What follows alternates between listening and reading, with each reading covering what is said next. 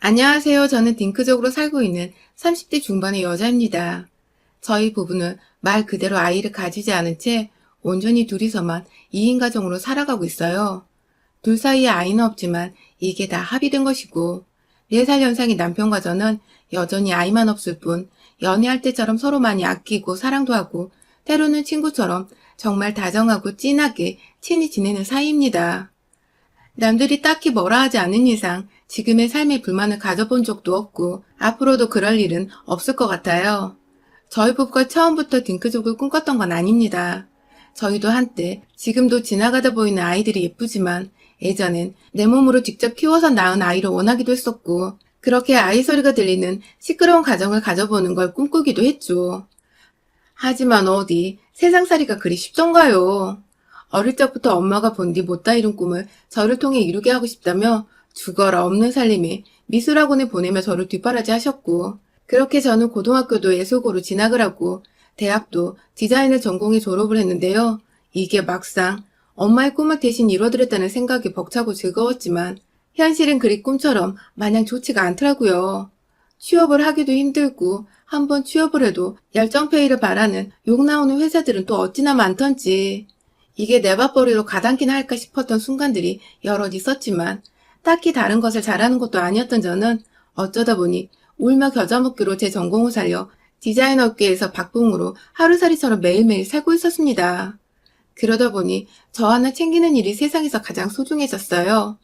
매일같이 회사에서는 상사한테 죽어라 뜯겼고 그렇게 퇴근을 하고 집에 오면 힘들어서 풀이 죽어있는 절 보며 엄마는 또 엄마라고 하소연을 하며 잔소리를 하시니 여기저기서 사람들 말 때문에 제 귀가 막 썩어 들어가는 기분까지 들었습니다. 당장에 독립은 하고 싶은데 또 그럴 만한 금전적인 여유가 없어 실행에 옮기지도 못하고 저는 제 20대를 거의 이런 식으로 매일 전쟁을 치르듯 우울하고 답도 없는 인생 마냥 살았어요. 딱 그렇게 확 아무도 모르게 거품처럼 세상에서 사라져버렸으면 좋겠다 싶던 때에 지금의 남편을 만났습니다. 제가 퇴근을 하고도 집에 들어가기 싫다는 이유로 자주 동네에 있던 구리 도서관을 이용했었는데요. 거기서 저같이 직장인인 듯 양복을 입은 딱 한 사람이 더 있었는데 그게 바로 저희 남편이었어요. 그냥 모두 다 시험 공부를 하는 학생들이나 나이 드신 어른들이 앉아 계시는 풍경이었는데 그중 눈에 띄는 사람이라 저도 몇 번 쳐다봤었고 그러다가 둘이서 눈도 자주 마주쳤는데 거의 반년 정도는 서로 인사는커녕 말 한마디 나누지 않은 채 각자 할 일을 하고는 사라지곤 했죠. 저는 저대로 하루 종일 회사에서 지쳐버린 마음을 책으로 위로하고 있었고 나중에서야 연애를 하며 알게 된 건데 남편은 당시 회사를 다니면서 퇴근 후에 자격증 준비를 하고 있었다 하더라고요. 그렇게 저희는 공통분모도 없고 그냥 각자 할 일을 하려고 구립 도서관에 왔다가 6개월 정도 안면을 튼 후에야 제가 먼저 대시하면서 처음으로 대화란 걸 나눠봤습니다. 딱히 이 사람을 꼬셔야겠다는 마음은 아니었어요. 그냥 정말로 이 사람이 뭐라는 사람인지가 궁금했어요. 그래서 그냥 도서관에 갈 때마다 남편도 와 있을라나 하는 은연중에 궁금증이 생기곤 했고 오래 보다 보니까 꼭 아는 사람이었던 것처럼 어느 순간부터 친근감이 느껴지기도 했어요. 그러다 보니 자연스레 말도 걸고 싶었고 이왕이면 한 동네에서 서로 알고 지내는 오빠 동생 사이가 되어보고 싶기도 했어요. 전혀 이성으로의 호감에서 비롯된 생각이 아니었는데 왜인지 평소와는 달리 이 남자한테 말 걸어보고 다가갈 용기가 생겼던 것이었죠. 이에 대해선 지금까지도 제 성격을 모조리 파악한 남편조차 무슨 용기로 자기한테 먼저 말을 걸었던 거냐고 놀라할 만큼 저희에겐 화제거리랍니다. 아무튼 저는 먼저 말을 걸었을 뿐인데 기다렸다는 듯이 남편은 저와 함께 커피를 마시고 싶었다는 얘기지도 못한 말을 꺼낸 바람에 제가 잠시 얼굴이 붉혀지기도 했었고요. 그간 자신도 저를 보고 있었으며 정장을 입었는데 퇴근 후 독서를 하러 오는 건지 아니면 자신처럼 무언가 공부를 하고 있는 건지가 궁금했다며 속사포처럼 말을 쏟아내던 남편의 모습에 저는 이런 사람인 줄 몰랐다며 속으로 손사래를 치기도 했죠. 정말 이 사람과는 동네 오빠 동생으로 지내면 정말 재밌겠다라는 생각으로 처음 말을 나누고서도 반년 정도는 정말 그렇게 친한 동네에 아는 사람으로만 지냈습니다. 가끔 퇴근 후에 도서관에서 만나게 되면 자판기 커피를 뽑아 먹으며 가벼운 수다를 떨기도 했고 그러다가 시간이 맞으면 중간 지점에서 만나 가벼운 술잔을 기울이는 등 도서관 밖에서의 추억들도 하나씩 쌓아갔죠. 그렇게 얼굴을 알게 되었고 말을 나누게 된 지 딱 1년이 되던 해에 남편이 제게 연애를 하자는 수줍은 고백을 했고 저는 딱히 고민할 것도 없이 당신이랑은 한 번쯤 연애를 해봐도 괜찮겠다는 무심한 대답과 함께 이 사람의 여자친구가 되었어요. 저희는 연애를 5년 정도 했습니다. 부담 없이 사귀게 된 커플치고는 연애를 꽤 오래 하고서 결혼까지 어찌 꼬리를 해버린 기적 같은 커플이었어요. 둘 다 각자의 가정이 그리 여유가 있는 편도 아니었고 남편은 남편대로 직장에서 살아남겠다고 이것저것 자격증 공부에 승진시험 준비로 늘 바쁘던 사람이었죠. 저는 또 저대로 당장의 경제적인 여유조차 없는데 무작정 결혼을 해버리면 진짜로 저 개인한테 쓸 수 있는 돈은 앞으로 평생 없을 수도 있겠다는 생각이 들어서 은연중에 결혼만큼은 피하고 싶었습니다. 제 눈에도 남편이 그리 여유가 있어 보이질 않았기 때문에 기대고 싶다는 생각은 애초에 할 수가 없었죠. 하지만 저희가 연애를 길게 하는 동안 그래도 하나 얻은 것이 있다면 서로에 대한 신뢰의 마음이었습니다. 무슨 일이 있더라도 내 옆에 있어줄 사람이란 생각은 늘 변함없이 들었죠. 각자가 서로의 집에서 힘들어하던 터에 둘이서 만나면 뭐가 그리 즐거운지 늘 조금씩 숨이 트이는 기분이었어요. 이대로라면 식구를 늘리고 말고의 문제로 고민하기 전에 딱 둘이서 단촐한 가정을 이루고 평생 살아도 좋겠다는 마음이 서서히 들어버렸죠. 그러다가 여유가 생기면 아이를 가지면 그만이었고요. 그렇게 어쩌다가 없는 사정 쪼개서 결혼까지 했는데 살림이 나아지기는커녕 어째 전보다 더 바쁘게 살게 된 것 같았어요. 똑같이 퇴근 후에도 늘 무언가를 하면서 불확실한 미래를 준비하는데 정신이 없었고 하나에서 둘로 식구가 늘어나니 자연스레 둘이서 번갈아가며 살림살이를 도맡아 하고 정리를 해야 했어요.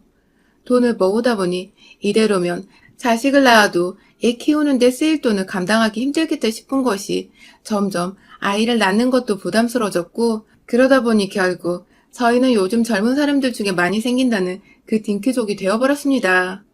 아이를 안 가지겠다고 작정을 하고 주변 가족들에게 선전포고를 했어요. 사실 그간 경제적인 도움 1도 주지 않으면서 아이는 언제 가질 거냐고 아이가 있어야 진정한 부부라는 등의 참견을 하는 주변 어른들이 정말 많으셨는데요. 이게 저한테는 말 못할 스트레스였는데 딩크족을 선포하면서는 다소 기가 막히다는 듯 저를 외계인 마냥 이해하지 못하겠다며 반항하는 분들이 대부분이었지만 어찌되었든 아이를 낳으라는 소리는 쏙 들어가 버렸죠. 다만 그중 딱 한 사람은 정말 한결같았습니다. 저희 시어머니 말입니다. 연애를 1, 2년도 아닌 5년이나 했던 터라 어쩌다 보니 시어머니와도 결혼 전부터 얼굴을 트고 지냈습니다. 게다가 한 동네에 살다 보니 의도치 않게 오다 가다 만나게 되는 일들도 빈번했었고요. 친정엄마를 도와서 장을 몇 번 보러 간 적도 있었는데 어쩌다 시어머니를 마주치게 되면 어머니는 꼭 저한테 너 같은 딸이 있었으면 좋겠어 하면서 제 팔짱을 낀 채 절 너무 사랑스럽다는 식으로 바라봐 주셨어요. 아들이 둘 있는 분이셔서 그런지 정말 혼자 매번 장을 보러 다니시는 게 그럴 수도 있으시겠다 싶었죠. 그렇다고 제가 진짜로 시어머니 딸이 되어줄 건 아니었기에 대충 애두르며 아 감사합니다 하면서 말을 흐리고는 넘겼습니다. 그런데 결혼을 하고 나니 시어머니의 저를 향한 관심이 부쩍이나 늘어났어요. 결혼식장에서부터 너가 결국 내 딸이 될 줄 알았어 라는 아찔한 소리를 하신 것과 동시에 결혼 후에 지금까지 매일같이 저를 불러대시는데 제가 아주 제명에 못 살 정도라니까요.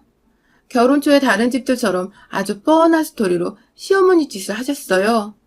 딸 같아서 예쁜데 전화를 자주 안 해서 속이 상한다며 전화를 좀 자주 하라는 훈계로 몇 번씩이나 출근해서 바빠 죽겠는데 전화를 하곤 하셨죠. 왜 내 엄마도 아닌데 남편이 아닌 며느리인 내가 먼저 나서서 연락을 드려야 하나 싶어서 처음에는 빈정이 상하기도 했지만 제가 아랫사람이니 이왕이면 먼저 연락을 드리고 문제를 삼지 말자는 마음으로 몇 년간 안부 인사도 꼬박꼬박 챙겨드렸고요. 그러다가 빈도수가 낮다고 하도 보채고 신경질 내시는 바람에 제가 결국 뚜껑이 열려서는 그 안부 어머님 아들한테 앞으로 하라고 할게요 하고 전화를 딱 끊었죠. 그날 남편을 붙잡아 한바탕 화를 내면서 네 부모는 네가 챙기고 내 부모는 내가 챙기자고 각자 효도는 알아서 하자고 딱 선을 그어버렸고 제 말에 동의한 남편이 그 다음날부터 시어머니께 정말 안부 전화를 드렸는데 우리 시어머니는 몇 년간 저한테 안부 전화를 받아놓으시고는 남편의 전화는 딱 하루 받아놓고는 이제부터 아들 힘들 거라며 그만 전화를 하라고 했다더군요. 네, 그러니까 그 몇 년간 안부 전화 타령을 해대며 저를 닥달하셨던 시어머니는 저를 길들이시려고 반기지도 않으면서 제 전화를 매일같이 기다렸었던 것입니다. 알고는 있었지만 이렇게 단번에 자기 아들 안부 전화는 그만해도 된다고 정리를 하시는 시어머니를 보니 열이 받을 때도 받았지만 애써 쓰는 숨을 쥐어 보이며 참았죠. 해마다 김장철이 되면 김장한다고 불러내는 것도 당연한 일이었고요.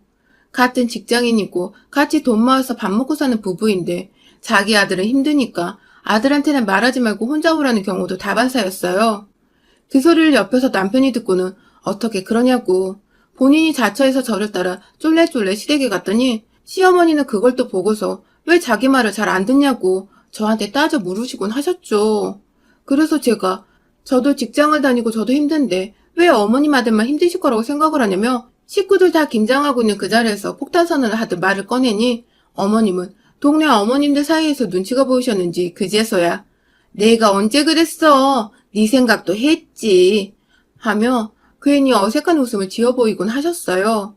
그 후로도 제가 꾸준히 남편을 데리고 김장하러 가고 남편도 김장하며 오히려 저보다 곱절로 배추를 더 열심히 담그는 바람에 시어머니가 아들 몸 상한다고 또 그만 부르기 시작하셨고요. 그리고 가장 할 말이 많은 제사. 시집을 가니 이제 저는 자신한테 딸이나 다름없다면서 내 딸이 조상한테 정성스레 제사를 지내주면 다들 너무 좋아하실 거라고 제 손을 꼭 잡고는 단둘이서만 부엌으로 들어가시더라고요. 이 집안 남자들, 그러니까 진짜 그날 제사를 지낸 조상들의 후손들은 밖에 가만히 내버려두고 말입니다. 결혼을 이런 관례들과 며느리로서 여자가 당연스레 해야 하는 일들을 감당해내기 싫어서 결혼이 싫기도 했었던 건데 아니나 다를까 결혼을 하고 나니 이런 자질구레한 노동까지 강요를 받게 되더라고요. 결혼하고 첫 해부터 이 결혼이 진짜 맞았던 걸까? 하면서 괜한 의구심도 들고 별의별 생각도 다 드는데 그때 또 혜성처럼 우리 남편이 나타났어요. 어머니가 아무도 들어오지 말라는 식으로 딸 같은 며느리인 저 하나만 딱 데리고 들어가 버린 그 부엌안을 마치 거대한 전선의 경계물을 허물어버리고 들어오는 헐크마냥 그 사람이 진짜 너무 멋지고 듬직했었죠. 남편은 부엌으로 들어오자마자 일거리들을 한눈으로 쫙 스캔을 하고서는 이걸 어떻게 여자 둘이서 해결하려고 하냐며 저를 보며 은연중에 귀여운 윙크를 날리곤 자기가 두 팔을 걷어 본격적으로 일을 시작하더라고요. 어머님이 옆에서 아구아구 하지 마라 하면서 아들 일하는 거 보기 싫다고 죽는 소리를 해대고 있는데도 눈치 밥 말아먹고 저를 도와주겠다고 나서서는 결국 아버님까지 부엌에 들어오게 한 남편. 진짜 제게는 구세주 같은 사람이었어요. 이건 뭐 이쯤 되니 남편 좀만 고생시키면 웬만한 시집살이는 다 해결이 되겠더라고요. 하지만 딱 하나 남편도 나서지 못하는 게 있었습니다. 바로 아이에 대한 잔소리였죠. 시어머니는 저희 부부가 아이를 낳기 원치 않는다고 분명히 말씀을 드렸는데도 불구하고 남편이 없을 때 제 옆에 와 꼭 조용히 말을 꺼내셨어요. 딸 같아서 하는 말인데 늙으면 후회할 거라고. 그러니까 지금 당장이라도 자식을 빨리 낳으라고 말이죠. 처음엔 이런 식으로 진심으로 절 걱정하듯이 말을 하셨어요. 딸 같아서, 딸 같아서, 그놈의 딸 같아서라는 말씀을 반복하시며 진심으로 딸 같으니 우려가 된다며 본인 손주 보는 걸 원한다 타이르셨죠. 어머님께서도 처음에 적응하는데 시간이 걸릴 거라 생각해서 애초부터 저희 부부를 이해하실 거라 기대하지 않았습니다. 그래서 시간을 갖고 천천히 어른들을 설득하려고 했죠. 하지만 무언가 조급하신지 어머님은 늘 저를 볼 때마다 자식 얘기를 하셨고 급기야는 말하는 정도가 좀 심해지셨는데요. 퇴근 후 저를 따로 부르셔서 집에서 자식 낳으라 훈계를 두시는 거 기본이었고 하다 저번에 제 직장 앞까지 찾아와서는 예약한 산부인과에 가자며 저를 막 잡아당겨 끌고 가실 뻔한 적도 있었어요. 제가 아이를 안 가지는 게 아니라 못 가지는 건 아니냐면서 연기하는 거면 우리 집안에서 너 당장 쫓아나겠다는 별 상상의 나래를 펼치시며 절 데려가시는데 옆에서 보고 있던 직장 동료들이 그 모습에 기겁을 하고서는 경찰을 부르겠다고 막아서는 바람에 어머님이 뒤늦게야 정신 차리고 혼자 주랭랑 치듯 도망가신 적이 있었습니다. 뭔지 몰라도 우리 시어머니가 절대로 예의 바르거나 교양 있고 정상적인 사람이 아니라는 걸 알 수 있었던 대목이었죠. 그러다가 최근에 지난번 회사 앞 난동 이후 처음으로 제게 연락이 오신 시어머니는 오랜만에 맛있는 걸 해주고 싶다면서 저를 집으로 부르셨어요. 지난번 일에 대해 사과를 하고 싶기도 하니 저 혼자 오라면서 집으로 부르시길래 너무 찜찜해서 남편을 불러 함께 퇴근한 후 시댁에 찾아갔어요. 그런데 정작 시댁에 가보니 밥은 개뿔. 가스레인지 위에 끓고 있는 국 하나조차 없었고 시어머니는 제 옆에 남편이 함께 온 곳을 보고는 무지하게 당황하시더라고요. 남편은 또 눈치 없이 엄마, 왜 밥 해준다고 불렀는데 집에 요리한 게 없어? 라고 무의식 중에 말을 꺼냈고 시어머니는 눈만 동그랗게 뜨고 있다가 처음부터 배달 음식을 시켜 먹으려고 했다며 뒤늦게야 배달 전단지를 막 뒤지기 시작하셨어요. 결국 누가 요즘 전단지로 배달을 시키냐며 남편이 나서서는 어플로 직접 마라탕을 주문했고요. 요즘 날이 많이 추워졌다고 남편이 며칠 동안 마라탕 먹고 싶다는 소리를 입에 달고 살았거든요. 그렇게 졸지에 며느리를 훈계하려고 또 불러냈다가 아들까지 딸려오고 아들 돈을 써서 마라탕까지 시켜 먹게 된 어머님은 또 속이 말이 아니셨는지 얼굴이 뚱해 계셨습니다. 이번에 사과하시면 제대로 받아주려 했는데 여전히 똑같은 어머님의 모습에 저도 괜히 더 열이 받고 동시에 통쾌하며 시아버님과 요즘 일 얘기, 사는 얘기 등을 꺼내며 아버님과의 대화에 집중을 했습니다. 그러다가 제가 화장실에 가려고 잠시 자리에서 일어났어요. 그런데 뒤에서 누가 절 따라 일어서는 게 느껴져 뒤로 돌아보니 어머님이시더라고요. 그리고는 저를 쫄래쫄래 따라와 결국 화장실 앞에까지 가서야 절 급히 옆에 있던 작은 방으로 데리고 들어가신 시어머니. 결국 저는 그 길로 시어머니께 생포로 잡혀버리고 말았어요. 또 무슨 소리를 해대실까 싶어서 최대한 제 귀를 틀어막고자 했는데 속살포처럼 남편을 왜 데리고 왔냐, 날 엿먹이려는 거냐 등에 본인 찔리는 소리만 해대시더니 한참 뒤에야 본론을 꺼내시더라고요. 밖에서는 마침 마라탕이 도착했다며 배달원이 문을 두드리고 있고 남편은 자기야 나와 하면서 현관으로 뛰쳐나가는데 전 시어머니한테 꼭 붙잡혀서는 작은 방에서 쥐도새도 모르게 시어머니와 마주보고 서 있었죠. 그리고 시어머니는 절대로 꺼내서는 안 될 말을 꺼내셨습니다. 또 한 번 제가 아이 낳는 것에 간섭을 하시며 나이는 곧 40인데 어쩔 거냐는 설교를 늘어놓으시다가 저희 부부가 함께 합의를 한 문제 있고 앞으로도 둘이서 알아서 할 문제인 것 같다고 말씀을 드리니 이제 방문을 나서려고 뒤돌아선 제 뒤통수를 향해 그러시더라고요. 코로나로 바이러스가 창궐하는 때에 넌 자식도 없으니 네 속에 바이러스만 잔뜩 끼고 살 거라고. 네가 바이러스 낳다 돼지는 걸 보는 게 손주 보는 것보다 빠르겠다고 말입니다. 하, 이게 무슨 악령도 아니고 어떻게 말을 이렇게 하죠? 결국 저도 심한 어머님의 악담에 수치심이란 수치심을 다 느끼면서 화가 터지고야 말았어요. 시어머니를 한껏 노려보고는 곧장 방을 나가 부엌 식탁 위에서 비닐이 벗겨진 채 먹을 준비가 다 끝난 그 플라스틱 포장 용기 안에 든 마라탕을 그대로 쥐고 작은 방으로 들어갔어요. 이걸 확 부어버리라니 시어머니는 순간 쫄아서 막 옆에 있던 침대 위 이불을 뒤집어 쓰고 마지막까지 피해보겠다고 발악을 하시는데 차마 이 뜨거운 걸 부어버렸다간 괜히 시어머니 화상을 입혀 뉴스라도 나오면 난처하니 혼자 밤새도록 치우고 닦으라고 이불 위를 포함한 오만 방바닥과 침대 바닥까지 몽땅 마라탕 국물을 부어버렸네요. 아주 온 집안에 중국 냄새가 가득한데 시어머니는 이게 무슨 일이냐고 통곡을 하고 남편과 시아버지는 밖에서 놀래 따라왔다가 제가 방구석에서 마라탕으로 난장판을 해놓고 있자 함께 놀래 입 벌리고 그대로 얼음 상태가 되어버렸고요. 그렇게 저는 구간에 든 중국 당면까지 남김없이 냇가에 물고기 풀어주듯이 하나하나 수놓아 바닥에 놓아주곤 쿨하게 그 집에서 퇴장했습니다. 아주 영영 말입니다. 저희 어머니 그날 이후 저한테 단 한 번도 전화를 안 하고 계시고요. 저번에 저희 친정어머니 말씀 들어보니 동네에 한번 마주쳤는데 혼자 뭐가 그리 겁이 났는지 막 주랭량을 쳐 도망가셨다네요. 상상 속에 저희 엄마도 자기한테 마라탕 비슷한 뭔가를 던질 거라 생각을 하셨던 모양이더라고요. 졸지에 서일정리 완벽하게 되었고 더 이상 허튼 수작 부리는 시어머니 행패를 마주하지 않아도 되어 온전히 다시금 남편의 옆에서 오로지 저희 두 사람만을 생각하며 잘 살아가는 중입니다. 이러다 또 사과하면 받아주면 얘 얘기는 자연스럽게 꺼낼 것 같아서 현재 시어머니께는 사과할 기회조차 드리지 않으려고 제 번호까지 변경을 한 상태입니다. 아휴, 그러게 왜 엄한 며느리 속을 뒤집어 놔가지고 한밤중에 집안을 온통 마라탕 범벅을 시키셨는지. 본인 입이 화근이어서 제가 뭐라 드릴 말씀이 없네요. 여러분의 생각은 댓글로 남겨주세요. 오늘도 시청해주셔서 정말 감사합니다.